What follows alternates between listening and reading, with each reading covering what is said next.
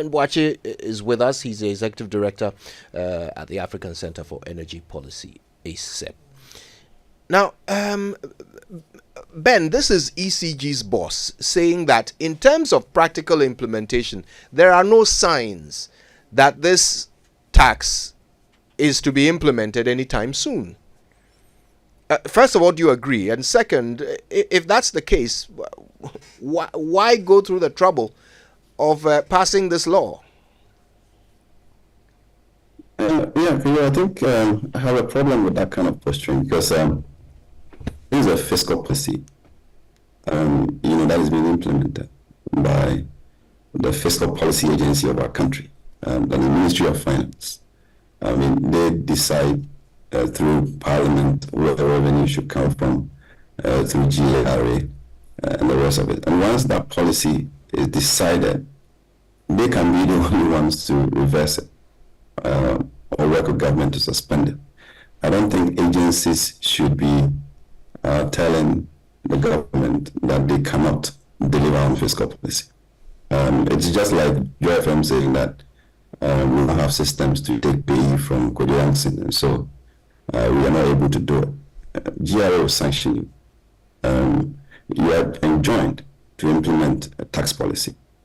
There are difficulties with doing that, which we can engage Ministry of Finance to appreciate, and that's what we've been trying to do, to let them know that they are not going to make the money that they are projecting they will make. And there are practical reasons why they will not, and they have to pay attention to that and not complicate the already fragile energy sector. And those are fine and good suggestions to actually give to the government if government is minded to actually consider them. If you look at VAT is being collected on electricity already. About 70% of power that is generated, that is consumed by industry and business, they are charged VAT and they pay. And that is a pass-through to the consumer.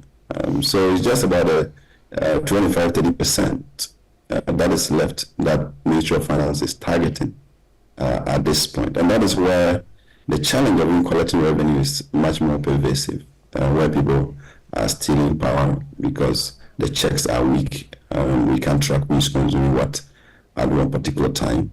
And the trend also shows that the more the tariff goes up, the tendency to steal power is really high when you don't have the commensurate technical and monitoring capacity to be able to ensure that revenue is generated. And we have seen over time, as the tariff increases, less revenue is actually collected.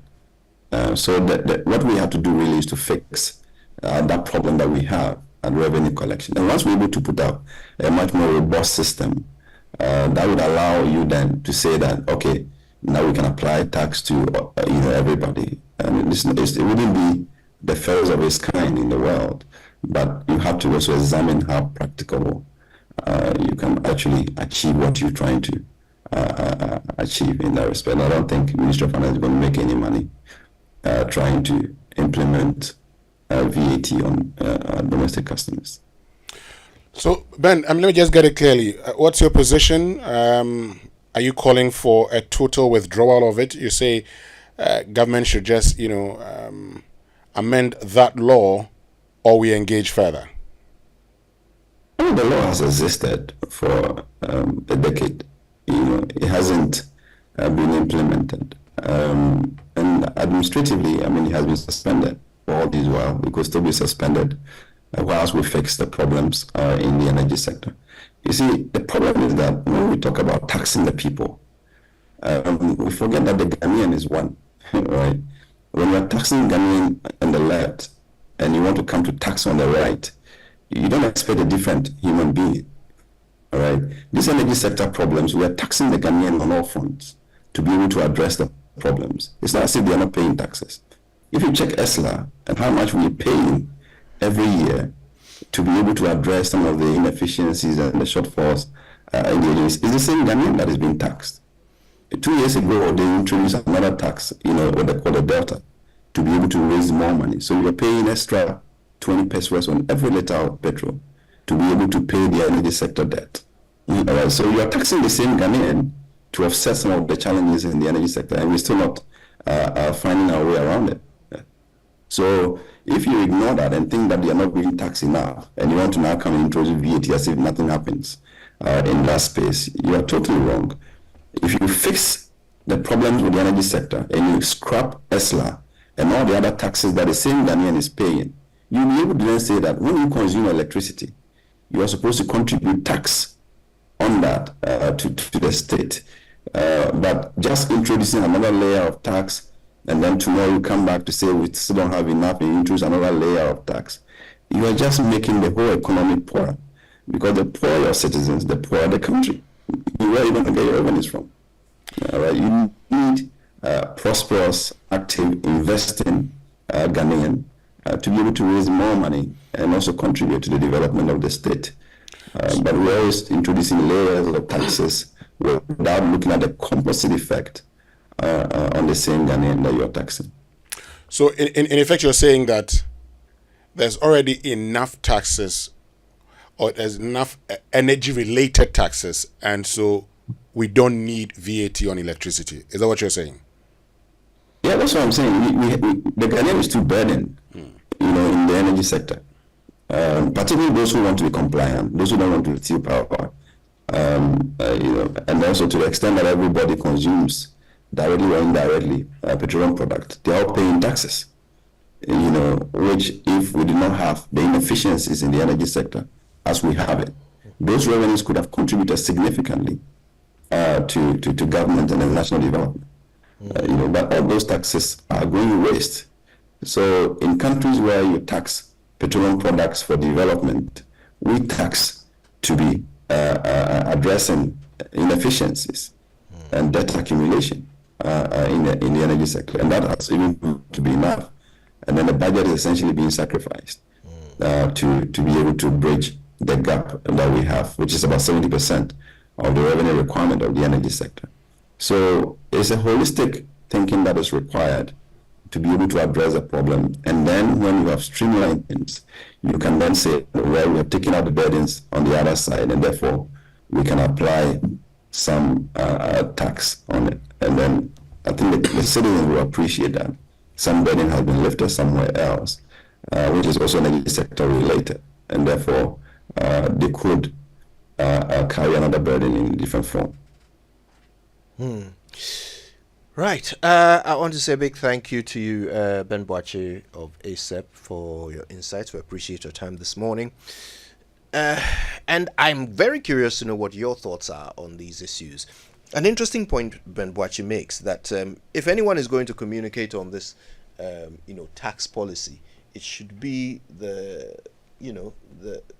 finance ministry, and that to him it was irregular to have the ECG MD be the one to comment on it. Well, I mean, you can understand where it's coming from, but this is the other point. So here you are, the ECG, MD.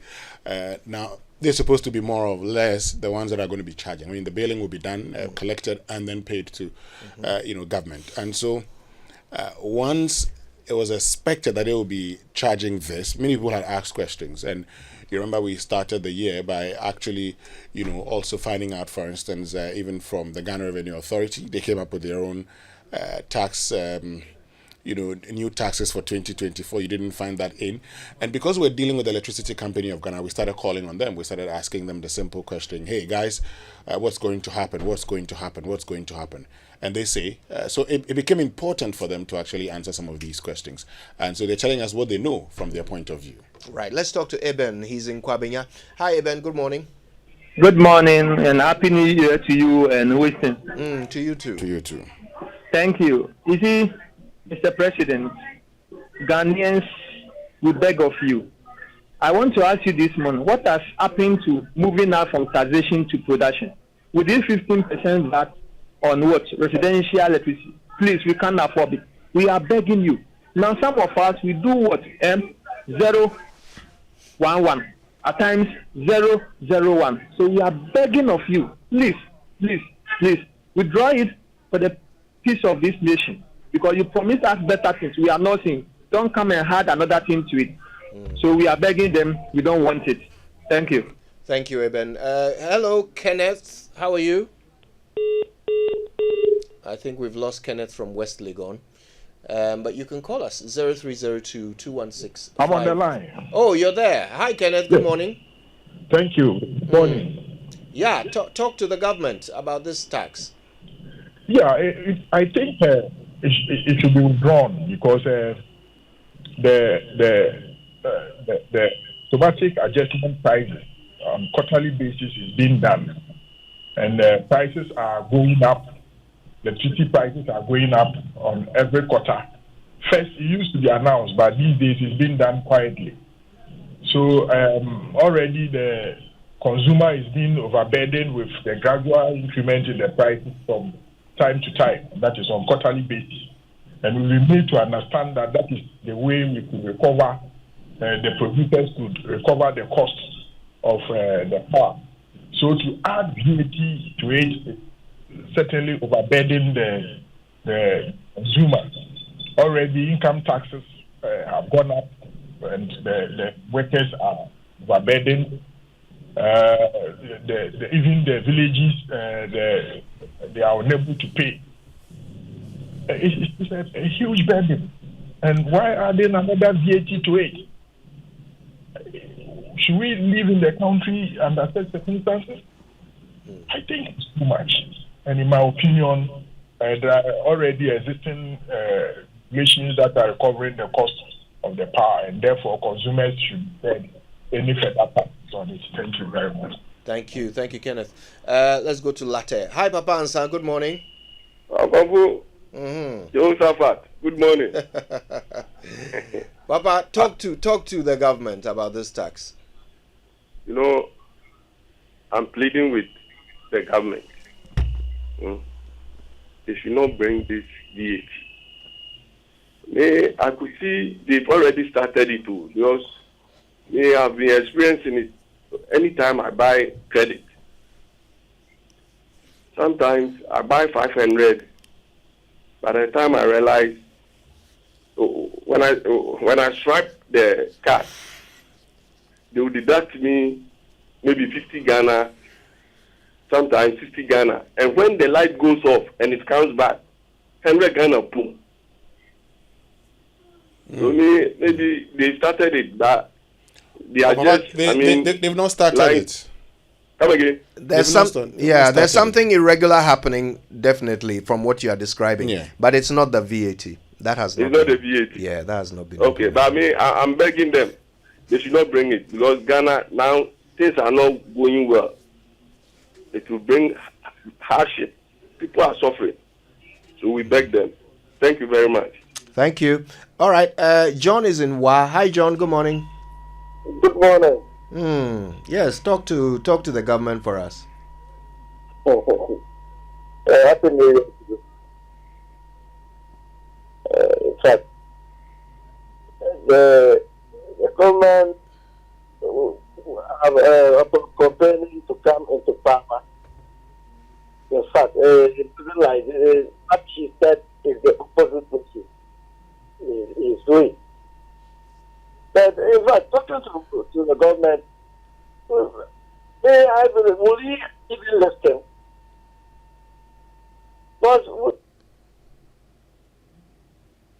Hello? Right, I think we've lost John from Wa. The line wasn't very good. If you can call us back, John, and get a better line, we'd love to hear your views. Papa Bisu is in Accra. Hi, Papa. Kojo Johnson, how are you, my brother? Small. How are you all, my brother? We're all very well, thank you. Kojo Johnson, yes, do you remember 12 years ago when you came to Joy FM, what I told you? You've forgotten. 10 years ago. 12 years ago. 10 years ago. 10 years ago, yeah. I came personally to greet you, welcome you. And I told you something. You see what is happening? Anyway, so let me just touch this very issue. See, after all, you said you are moving this nation from taxation to production. What are we seeing? The opposite. At the end of the day, when you collect the taxes, what do you use them for? You go and pump it in SML people, in Mackenzie, paying them $18.5 million. And you are creating hardship for us day in, day out. Well, put it at National Cathedral. Unnecessary things. People are suffering at the dialysis center there.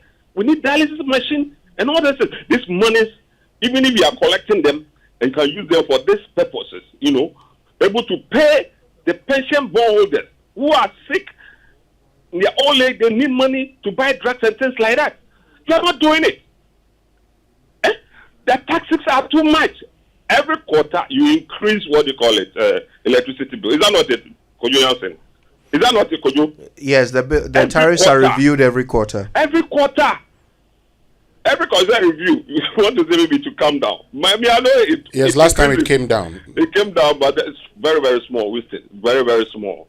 Very, very small. What I'm just trying to say is that we are not ready for any increments.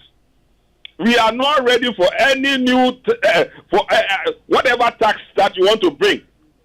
Please, give us this peace of mind, because Ghanaians are really suffering too much. And they tell you that they have lifeline consumers or whatever it is. Which is that not it, Kojo? Yes, lifeline consumers. There is nothing like that. Most of the poor people, they live in a compound house where they share 1 meter. And if you have about 10 people living in a compound house sharing 1 meter, the poorest, so they are sharing 1 meter. Are you satisfying them? They should stop deceiving us. If I come 2024 general election, let's kick these people out of government. Thank you very much, my brother. Thank you for calling us. Let's take another call. Ro is in Accra. Hi, Ro.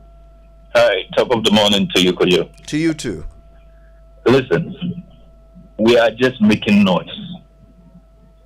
The whole parliamentarians sat and agreed that Ghanaians domestic lifelines guys we should pay VAT on our electricity. And while we on radio shouting, we must hold the opposition in parliament responsible. They are a disgrace to this country. They are the most disgraceful opposition we've ever seen in Ghana. Why are they quiet? Listen, Professor Jampo, I'm telling you, we are supporting every call you want to push on this agenda about policy towards the election. We want to see who that politician is. For a second, Kojo, as we speak, there's a law passed in 2015. It's called the Fees and Pay Instrument. That the DVLA is telling us that if my car is maybe in a garage and I can't afford spare parts because of ridiculous import duties, and I can't afford, Ken Ofrata and his ministry have taken my bonds, and as a pensioner, they've taken my pension money. I can't afford spare parts, and the car is in my garage or is in the mechanic's garage, and the roadworthiness expired, and I'm going to renew. I'm going to pay extra. Jesus Christ! And this thing is happening in this country, and the opposition, NDC, God will punish them. Wallahi. Well, that's a bit. That's a bit fiery. All right, let's talk to Jones in La. Hi, Jones. Good morning. Good morning, Kojo. Good morning, Kojo. This is Jones from La. Kojo, this government is a complete scam. This government is he's just robbing the citizenry. Meanwhile, you are not creating any opportunity for anybody, and you are just robbing us each day. And sometimes I wonder how the media treated other regimes that we're all aware.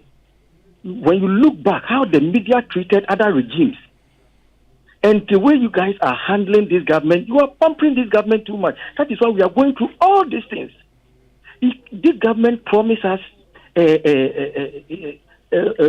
job opportunities for the youth, but today we are not seeing anything. One village, one dam. One district, $1 million, and all these things. We are not seeing anything, but the money has been spent. Now you are coming to burden us with another tax. Another tax. You call it a nuisance tax. Today you are coming to burden us, the Ghanaians, with another tax. COVID, you give us water, you took it back. You took the money. Everything this government is doing. You could see that when you look at their line of action, it's they are complete scam. They are complete scam. And the Kufu, I don't know that he's not coming back again. So whatever he will do, I always maintain that he is not come. He didn't come to rule, but he came because of vindictiveness, and that is what he's doing. So, guys, be careful, and also hold the government to its toes, because the media are pumping this government too much. There are a lot of things that has gone that previous government did. There was a bad branding. Look at the way you people shouted, and even the money has to be refunded. A lot of things are going on, but you guys have kept quiet, and you are pumping this government. That is why they are doing all these things. Big tax, they will pass it. Thank you very much. Thank you for calling. Let's go to Dansuman. Hi, Eddie. Good morning. Good morning. Good morning, Kojo. How are you? Oh, by the grace of God. In fact, I'm so much disappointed in the people there. So much. Can you turn off the radio or perhaps move away from it so that we don't get the feedback? Is it okay now? It's perfect. Yes. Go ahead, please. Yes. So, like I said, Ekufado and the government, I feel so ashamed for working for them. I thought our lives would be better. Yesterday, I was at DVLA to renew my roadway, and the amount I have to renew my license and go to a process, go to a study, and I realized the number on my phone on the details was wrong. They were telling me I was the one who did it. I asked them to change. Even changing the document, the details will cost you 130 Ghana cedis. 130 Ghana cedis for changing. They will tell you that they will send it from, I did at the SEC wager. It will be sent to 37 for rectification. Then you have to pay. I mean, they're milking at that level. Please, Joy, once again, go to that place. EVL. There's much and much rotten. There's a lot of corruption going on there. Please join them. But with this ECG, the lights, and then this VAT, it's so shameful. So shameful for Akufo-Addo to tax. After all this utterly implement, they lied and intentionally gave it this 4%, only for the 17 points, whatever, to be slapped on. This is robbing the nation. Good morning. Good morning to you, Eddie. Boutros is on the line from Tema. Hi, Boutros. Long time. Chief, Adele. Small. Yes, I've been listening to your discussion, and I think that today I am more happy than before because of the line of conversation that you are having. Well, I think that what we have in place is not a government. It's a criminal organization. This bunch of people are just criminals. Well, Boutros, why do I say that? Because you'll need proof before you can say such a thing on our platform. What proof do you have again? If you don't have proof, we can't allow you to say that on our platform. I'm sure you know that. But go ahead with your point. I'm sure there's a point. Okay. What I'm saying is that you came to government on the back of you are going to do more production instead of taxation. Now, what do we have? That's why I'm saying that. That's why I used that word on that government. Because if you tell me something and when you come, you do otherwise, I cannot call you a honest person. You understand? And look at the hardship people are going through. People wake up and what to eat is a problem. And all you do is to enrich yourself. Even the MPP people are suffering. The people who are suffering in Ghana now are the MPP people. Because you see, when the money is circulating in the system and the MPP people are getting, everybody will get. Because everybody is a friend to somebody, everybody is a sister to somebody. It doesn't mean because you are NDC or CPP or something, you are isolated from them. So let these people do things that is right. Why are these people doing this? Every day you wake up, there is corruption. Every day you wake up, there are taxes. Every day you wake up, these people are just messing up this. What have we done wrong? That we have to be subjected to this mess and this cookery and chicanery. Why? I don't get it. I thought that you could do better. People trusted. When you go to my hometown in Okropon, even those people there are disappointed. Why? Seems we lost Boutros there, but I think he made his point. Thank you for calling, Boutros. Kofi is in Lashibi. Hi, Kofi. Do we have Kofi from Lashibi? Do we have Kofi from Lashibi on the line? It would appear we've lost Kofi. Okay, but here's Nixon. Good morning, Nixon. Good morning, Nixon. Yeah, good morning, Kojo. Yeah, how's Pram today? In school, yeah. So, go ahead. I just have one question. Like, what's the essence of taxes? Yeah? When a country as small as Ghana, we are embedded with so much natural resources. It to good now. If it doesn't benefit you, the country, why do you mind it then? You sign contracts with foreign bodies, and this thing favors the foreign body. You come back to us, the citizens, to come and put your hand in our pocket and tell us that we should give you our passwords, and that will help you to run the country better. God in His infinite knowledge put so many resources under you. Use it to run the country. What is the use of taxes anyway? If all these things are giving you money, why do you come back to the citizens? Like, it's mind puzzling. That is where we need to tackle it from. And then let us also take it this way. Look, we are in a country where we celebrate mediocrity, like graciously, we celebrate it. Look at our 3 presidential aspirants, so-called front runners, Mahama, Baumia, and then Allen. These people have failed, but yet we give them that free will to come and parade themselves as if they are the best solutions for Ghana. And some people who are even calling your radio programs are wearing politically colored underpants. And then they will come and create the situation as if the other party, which is NDC, has a better solution. Until we challenge that electoral status quo and perhaps vote for an independent candidate who doesn't have ties to the so-called grassroots, we would be in this mess. Like, it is mind puzzling. And the media, why do you even give them the platform to come in our face and tell us some of these things? I don't want to mean it. We don't need to hear them. How long is this going to happen? Who really has the country at heart? My proposal is this. Let us go to the polls and give it to an independent candidate. That party, that person is not coming to solve our problems. It's only a form of factory reset. It's only going to reset us to probably normal settings for us to see the way forward. Nobody should think anybody that is coming, if an independent candidate is coming, he's coming to solve our problems. And then the people that think that it's not going to happen, the same way the pollsters didn't see MPs being almost divided in the middle, that is how it's going to happen. Because some of us are sick and tired of these so-called prolific political parties in Ghana. We are sick and tired of them. Don't even give them a platform to come and talk anymore. Natural resource. Look at the lithium deal. You are in a haste to sign a deal. While the thing is now the new resource of the world, you want to give it to somebody for points, and later come and tell us that you want money for this and for that. Why would you wait? This generation, do you want to mine everything? Do you even have the technology to mine it? Why would you rather train Ghanaians to go and learn how to mine it, and then they come back to the country? Why would you do that? What's all this? And let's stop this. Let's vote out all the MPs and put independent candidates there. Thank you very much. Well, thank you, Nixon, for calling and sharing your view. That's what our platform is for. It's for all to share their views. Okay? All right, let's take one more call before we go. I think we've got John in Osu. Hi, John. Good morning. Good morning, Kojo. Yeah. And how are you? Not bad at all, John. You? Kojo, I'm just disappointed. You know, every single day when you wake up thinking that I'm trying to make ends meet, then there's corruption here and there every single day. And I agree with the previous caller who said you guys have been soft on this government.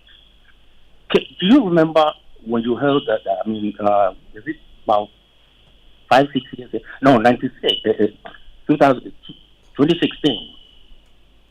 When you held this chalk issue for more than 1 week on the studio. Do you remember? And I want you to do the same thing to this government. Every single thing has to be criticized. When you criticize, then could my heart beating. Thank you.